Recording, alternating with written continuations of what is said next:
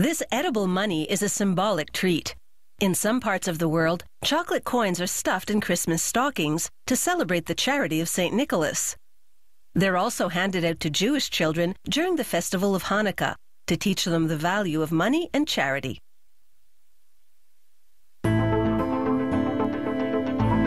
Chocolate coins don't have any purchasing power, but they do buy a lot of appreciative smiles from the kids.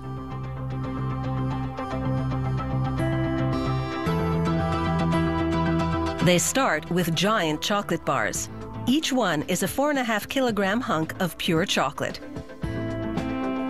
The worker transfers the big bars to a kettle. It's a kind of double boiler. Hot water bubbles and steams inside a sleeved shell to heat and melt the chocolate. There are 2¼ tons of liquid chocolate in this kettle.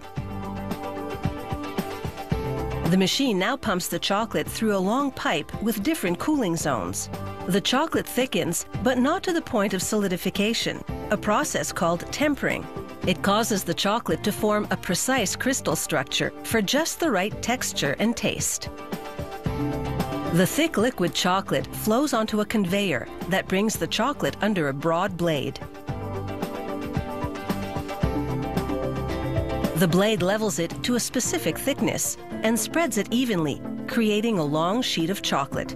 The chocolate now begins to coagulate and harden. To spur that process, it travels through a refrigeration tunnel, which is approximately 14 meters long. This journey transforms the liquid chocolate into a soft solid. Next, they clean and prepare the die. It's a spring-loaded device that works cookie-cutter style to punch out round blanks. But there's one big difference. Each cutter is long and tubular, so as it punches out the chocolate blanks, they accumulate inside.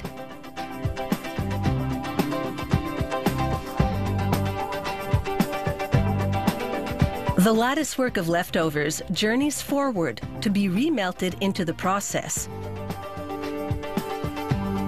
So not a crumb of chocolate goes to waste.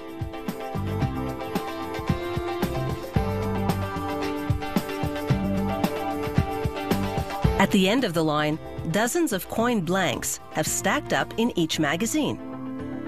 And piles of leftover chocolate have accumulated in a bin that will now be transferred back to the melting pot.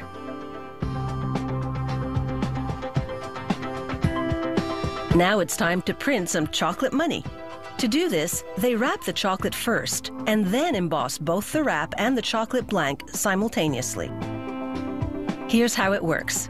Sheets of glossy gold foil travel between rollers to establish an even tension. Ahead, a forked arm moves 2 chocolate blanks between the foil sheets. Piston-like knives move in to wrap, cut, and fold the foil around the blanks. The forked arm then delivers the foil-wrapped blanks to a die press. It stamps designs on both sides of the coins, making an impression on the foil through to the chocolate. The chocolate, although solid, is still warm enough to receive the image. Removed from the machine, here's what the die heads look like. These ones are used to emboss chocolate coins with American penny markings. As for the foil discards, they don't end up on the scrap heap. Instead, they accumulate in a bin to be sent out for recycling.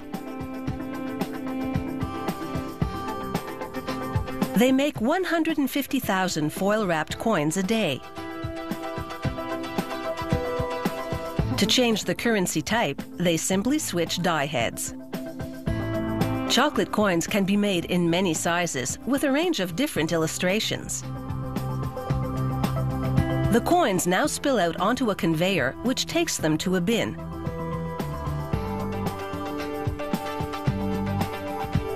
All that's left now is the packaging, which will be the traditional mesh bag. From start to finish, it takes less than an hour to make a chocolate coin. Gold dollars or $5 poker chips, every day it's a jackpot of chocolate money at this factory. So there's never any shortage of edible cash, only decisions to be made. Poker chip or chocolate penny. You could always flip a coin.